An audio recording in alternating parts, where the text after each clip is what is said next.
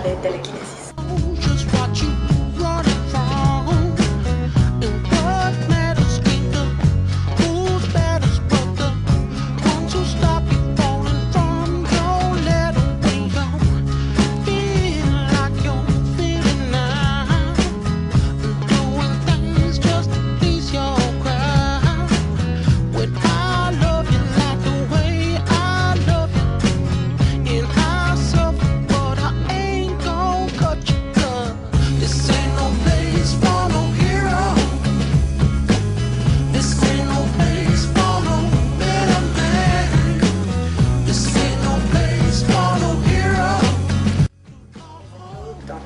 Proyecto personal acerca del mismo tema de la telequinesis, donde muestra la investigación y toda la información recolectada durante todo el periodo del año académico de noveno.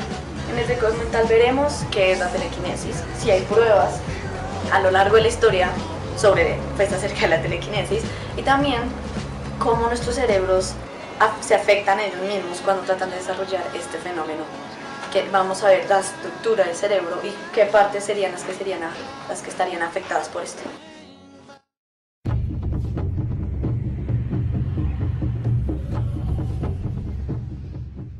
Empecemos con una simple pregunta. Definir qué es la telequinesis. En una forma simple de ponerlo es mover las cosas sin tener contacto físico con ellas, por ende utilizar el poder de nuestras mentes, o sea, convertir lo que son las frecuencias en ondas para poder manipular un objeto. The forces of nature that dominate the universe. Imagine a power greater than all of these. The power of the human mind. A power that could move objects through space, interact with computers, control the fall of the dice. Is this scientific possibility or just a dream?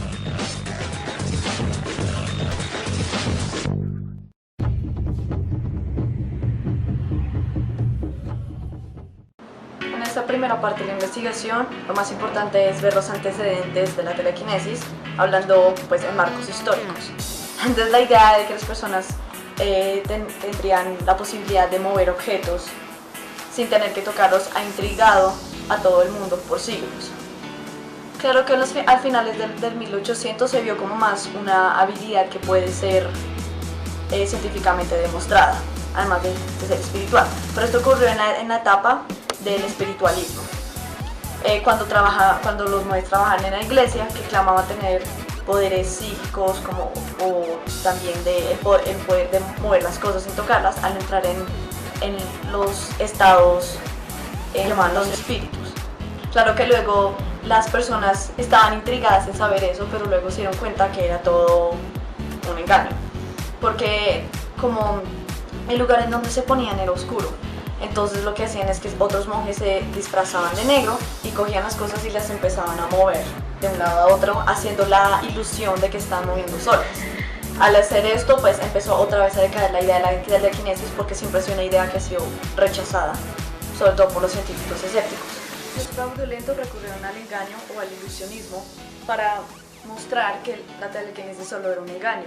Y uno de ellos, que se llamaba Harry Houdini, hizo un libro dedicado a todos los engaños que hace la iglesia y las personas que claman tener telequinesis. El libro lo llamó Miracle Mongers and Their Methods, y pues en español se tradució Milagros Intrigantes y sus métodos.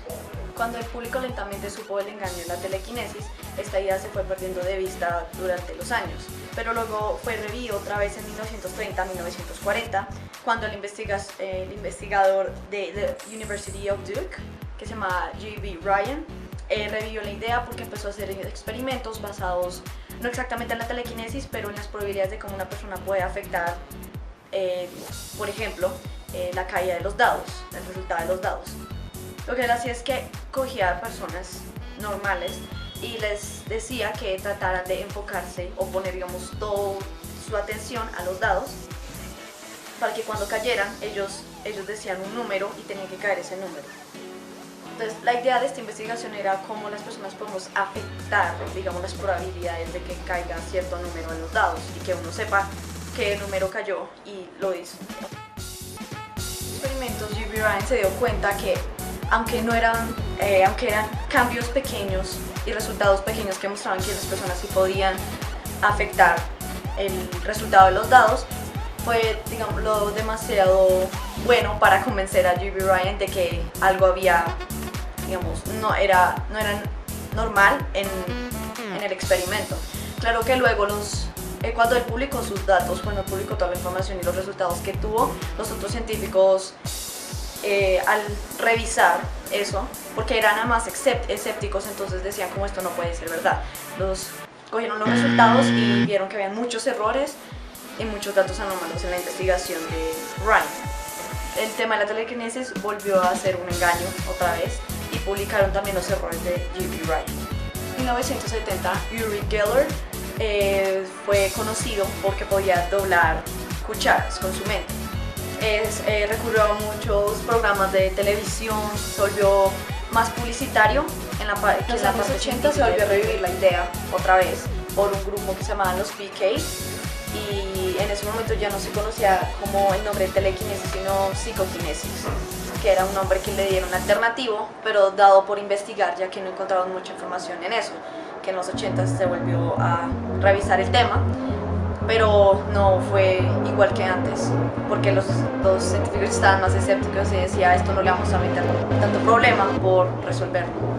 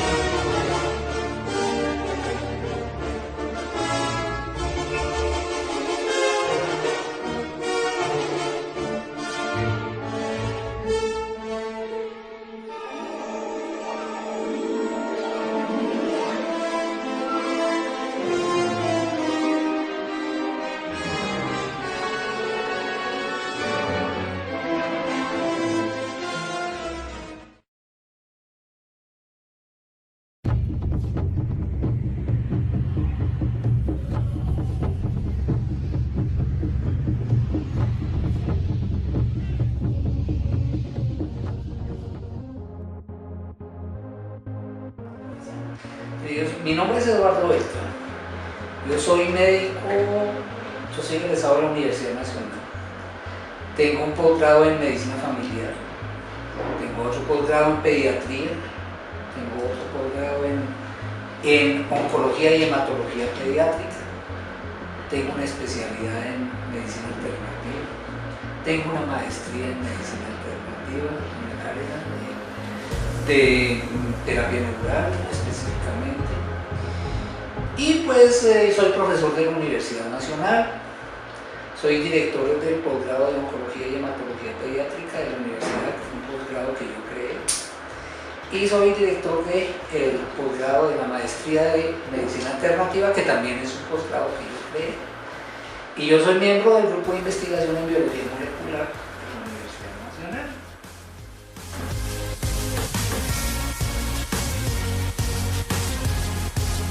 Que la telequinesia es una palabra que surge de unos vocablos griegos, que son tele, que quiere decir distante o a distancia, y kinesia, que es movimiento, ¿no? Entonces, lo que se ha querido como abarcar con esa definición de telequinesia es la probabilidad de generar movimientos, ¿sí?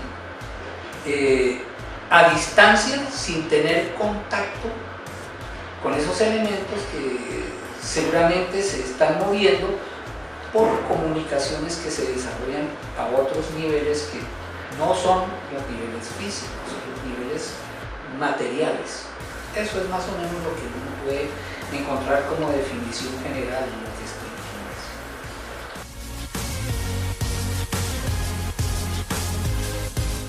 Bueno, mire, bajo esa definición hay muchas cosas que se pueden encontrar como fenómenos de telequinesia. Todo lo que se mueva sin tener un contacto material es eso. Y mire que hay cosas tan elementales, cotidianas.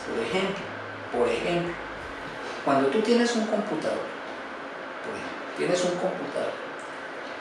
que se conecta con una máquina a distancia porque no tienes cables, por ejemplo, como toda la comunicación inalámbrica, y esa comunicación a distancia, vamos a poner el ejemplo más sencillo, por ejemplo una impresora, en este momento, que es una impresora, que es una máquina que genera un tipo de actividad que es movimiento, del cual se generan, por ejemplo, impresiones. Tú no tienes una comunicación directa con ese elemento. La tecnología ha creado ¿qué? Un elemento que es el computador, que es como un instrumento que tiene una memoria, que tiene un procesador de información que se comunica a distancia. Con ese elemento se genera un movimiento sin tener contacto físico y se genera un resultado. Y resulta que eso lo vemos todos los días en todas partes y no nos asombramos de que eso exista. Eso es una modalidad de telequinesia. Los juegos electrónicos, por ejemplo, que son inalámbricos, y ahorita que hay una cantidad de tecnología inalámbrica, estaría en eso. Entonces hay personas que no son comunes, no andan todos los días por ahí haciendo ese tipo de actividades, que tendrían la capacidad de conectar su cerebro con elementos que tienen objetos de magnitudes diferentes y pueden generar ese tipo de movimiento. Entonces, por ejemplo, esa evidencia de pronto no se registra como telequinesia, pero eso sí es cierto, no es una telequinesia. Pero hay cosas especiales cuando uno va a la India y logra estar en contacto, por ejemplo, con los monjes budistas que han tenido un entrenamiento de su cerebro, de su mente, a través de técnicas muy importantes como la meditación trascendental, por ejemplo, ¿sí? La meditación trascendental, el zen, el yoga profundo, por ejemplo. Ellos tienen la capacidad de activar frecuencias en su cerebro y contactarlas con otros elementos de la naturaleza, del universo, y pueden programarlo desde su cerebro para que reciban la información y generar esos movimientos. Eso existe. Algunas cosas que uno ve, por ejemplo, de magos, la magia, hay otras personas que sí tienen poderes reales, hay trucos también de magia que eso no entraría dentro de este grado, pero sí hay cosas reales. La respuesta es que sí hay evidencia de que eso puede hacerse.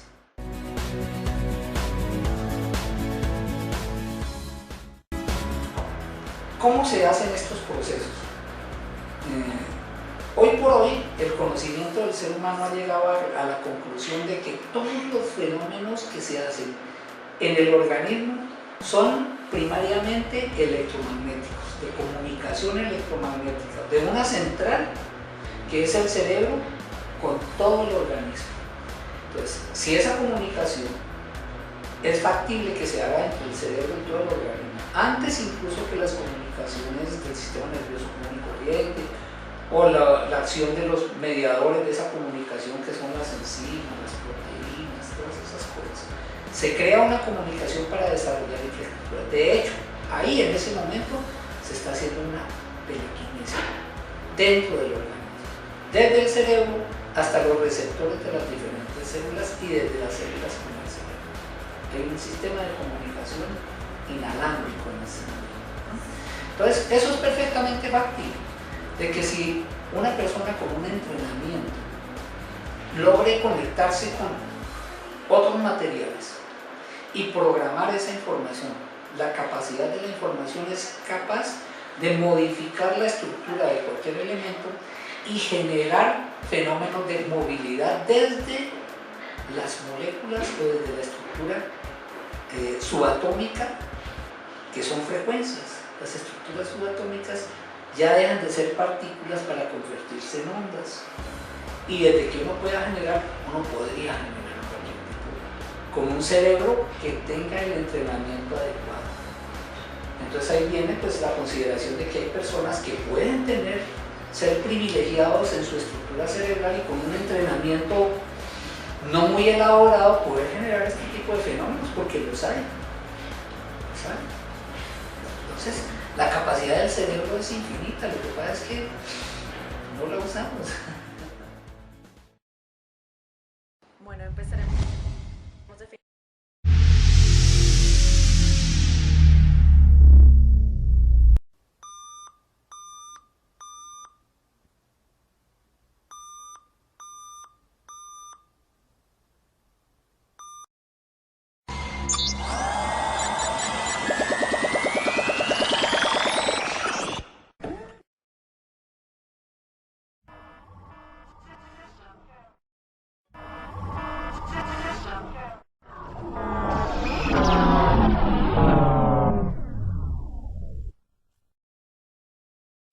Target locked.